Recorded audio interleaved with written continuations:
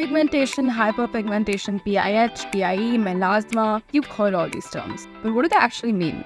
Let's find out. Pigmentation is just the coloring of your skin. It's caused by melanin, which is the pigment produced in cells called melanocytes. Now, hyperpigmentation is just when there's an overproduction of melanin in certain places, which gives you those darker patches. Now, let's talk about the different types of hyperpigmentation. Number 1, PIH, post-inflammatory hyperpigmentation. You see those dark spots? They're usually caused by melanin overproduction after inflammation or injury, such as acne. This hyperpigmentation is usually common in acne-prone skin. Then there's PIE, post-inflammatory erythema. These are red or purple marks that are usually caused by blood vessel damage that happens after skin inflammation. These are not caused by excess melanin. Then there's melasma. You see these dark patches? They usually cause due to hormone imbalances, sun overexposure, and you'll usually find them on your upper lip, forehead, or cheeks. These are caused by excess melanin. Then you have your classic sunspots or age spots. These are caused by repeated overexposure to the sun, which by default leads to melanin overproduction. Now that you know about the different types of hyperpigmentation, you know exactly how to treat these. Stay tuned because the Asaya Serum Lab might have just what you need.